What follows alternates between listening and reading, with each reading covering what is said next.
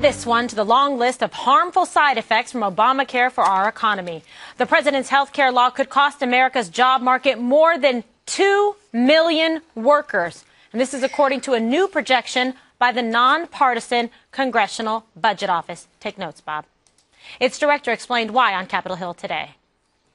By providing heavily subsidized health insurance to people with very low income and then withdrawing those subsidies as income rises, the act creates a disincentive for people to work relative to what would have been the case in the absence of that act. Well, the White House, of course, is trying its hardest to spin the news. This might be somebody who used to work 60 hours because they needed health insurance. Now they can get a different job at 35 hours that doesn't offer health insurance, but they're getting it through this. This number itself is a small percentage of the overall economy. Second of all, this number itself is about effectively choices of people. And third, it doesn't reflect the full set of factors that go into it. And Brit Hume isn't impressed. That was a sad briefing, Megan. That really was. That performance by Jason Furman was one of the most unconvincing performances I've seen. His answers to the questions were they were pathetic. Nowhere to turn, nowhere to go. Put that poor guy with that haircut out in front of the people to answer these questions, and it just didn't go well, did it, Eric? Because the math is not on their side. Not Brit Hume. No, not the other guy. Look, Doug Elmendorf. Look, it's supposed to be fair and balanced right down the middle. The CBO scored it. Every time they scored something positive for the Obamacare, Obama's, any of his initiatives, we heard about it. The White House put it out there prominently on the whitehouse.gov website. All right, so here's the deal. 2.3 million jobs that you talked about, but they're trying to spin it in that, don't worry, that's a good thing. It's actually reducing the supply of labor. Lower supply brings wages up. It's wrong. What it's actually doing is it's decreasing our labor participation rate. People are giving up hope. If it were people choosing not to because they, you know what, it's time, I'm moving on, that's not the case. They're giving up hope with jobs. We're at the lowest rate in 30 years. Here's the other one, though.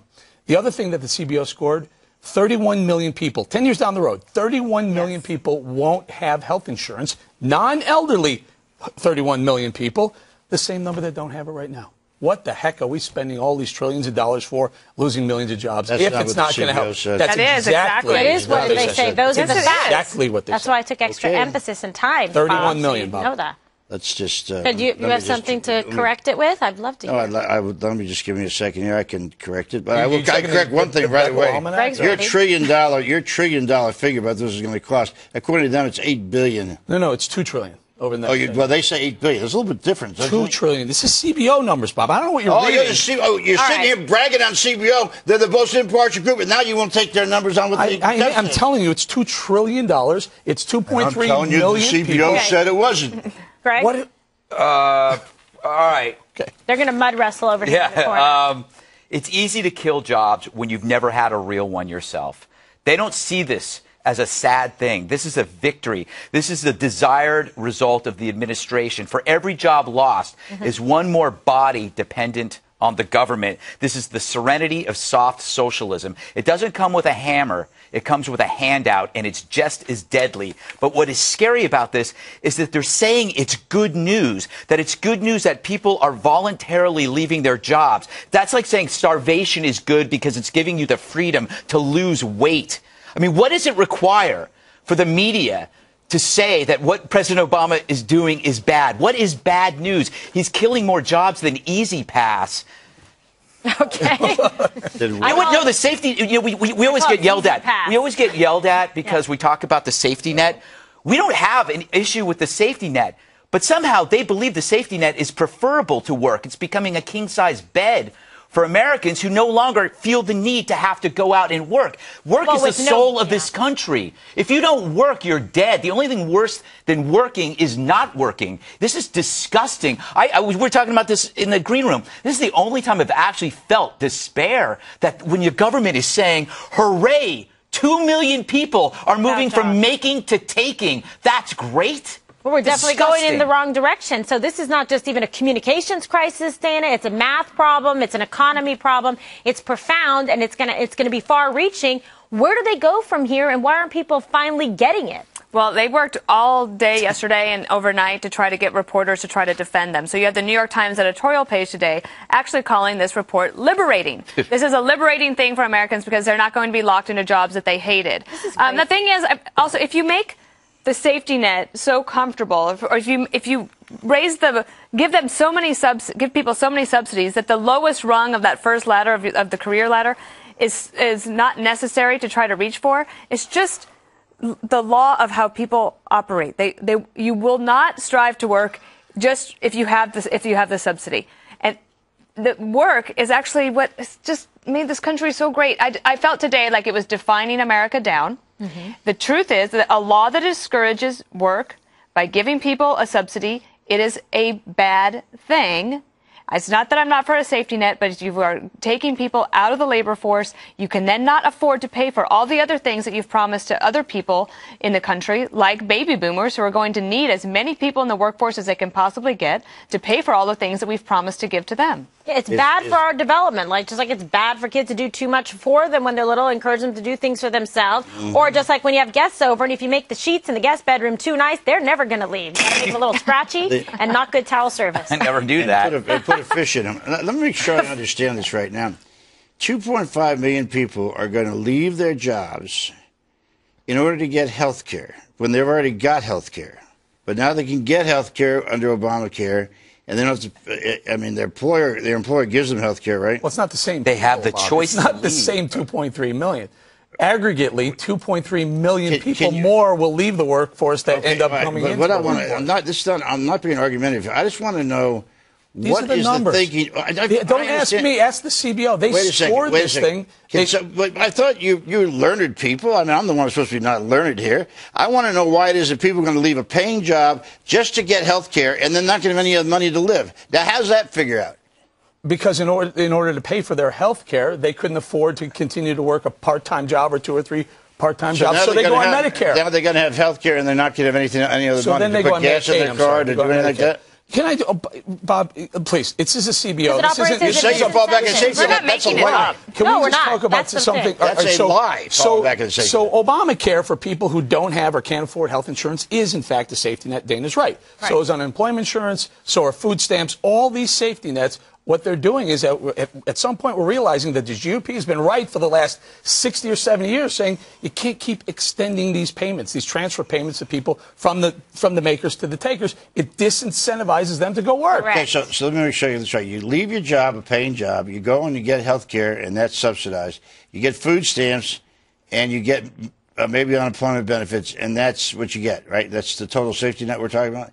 Which means that they're much worse off, much worse off. Bob, I just want to know who these people are. Okay, Bob, but first of all, it would be helpful if we could all be operating from the same information, which is the CBO report, which we've all spent the last 2 days reading.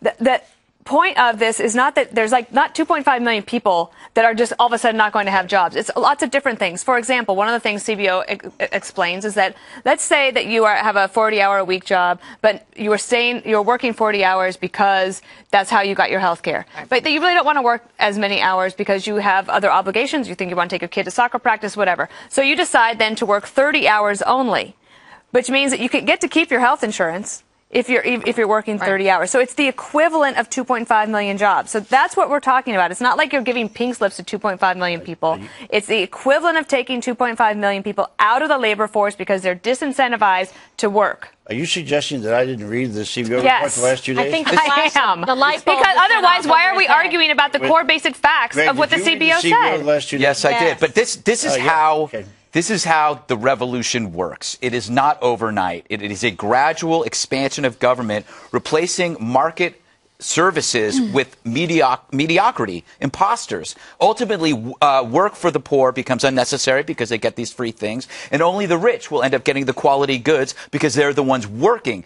Who knew Obama was a warrior for the 1%? He argues about income inequality, and what he is doing is he's creating a massive gap between people who no longer work while bringing in cheap labor from other countries. This might be the worst thing you can do for a country. It's crippling. It's crippling to America. That's why people people are upset about The great free market develops some great jobs. Yeah, they can all be feminist bloggers. Bob, people work fewer hours. In the aggregate of those hours worked, the fewer hours worked means that there are 2.3 million fewer 40-hour week jobs. Right. Can I make one quick point? And then we got Nancy Pelosi told us while they were pushing this law down our throat that the health care law was going to create 4 million jobs, 400,000 jobs immediately. Yes. But this is how things happen, guys. This is what happens. You go from create 4 million to actually lose 2.3 million, and none are created. Because the media doesn't question their math or the Obamacare, the policies, or even read. No, this is true. That's why we're all sitting here. The only ones that have been saying it. Now everything is coming home, and chickens. I do think that their spin over the last 2 days is actually what's made people even more mad. People can deal with the facts. They get irritated about the spin, and it also undercuts President Obama's message on inequality. Because if hard work is rewarded. So if it's a good thing that that people get to make a choice to work less, then what about the people that have to work more and earn more? Because the only way you're going to improve your lot is if you work harder. Yeah, but hard work pays off. Why is it? That's the case. Why is the medium income in this country not moving? But guess what, Bob? Your team, when you have a bad case to make and you can't make it, then you bring in these crazy little gimmicks. Take a look. It's easy for all of you to jump on me. That's fine. I understand that. It's fine. I just want to know why it is that during the great free market has not created a damn good job for the middle class. Can you please? Obama's animal video. What are you saying? That was happening back during Bush and Obama. Bush's fault. No, look at the medium income. Is that what they call it, a call for? It should be called a beg for. I'm begging for the spot. Sean, get that thing down. Did you hear me? All right. Bob is yelling. Who let the inmates out of the asylum? All right. So, what do you think of this video? Let's do a quick go around. You like a lot of animal weird things on your show. Well, you know what this is? The animal is a symbolic gesture towards women that somehow this is what will get you into a system. This goes back to what we're talking about before. These people don't understand what real people do for a living. They think they're all feminist bloggers or going to law school, and the cats will get them their health care. Human beings cannot lead productive lives without productivity. We're replacing our soul with sloth, and this is garbage. All right. Well, I mean, when you have to bring in the animals, it is garbage. Anybody else got a quick You should admit that this is bad. I don't know how effective this ad would be because I've watched it 4 times now, and every time I look at it, I think it's for pet food. Yeah, I mean, if what is it? They'll be eating pet food. What is it for? It's for Obamacare. Bullying. Oh, goodness. It's about having Sean, you're dead. Sign people up for Obamacare. No thoughts on it. Sean can't save you. The LA Times can't save you. Can't sell Obamacare. Those cats and dogs aren't going to be able to do it. All right. There you go. It's gone to the dogs. Next.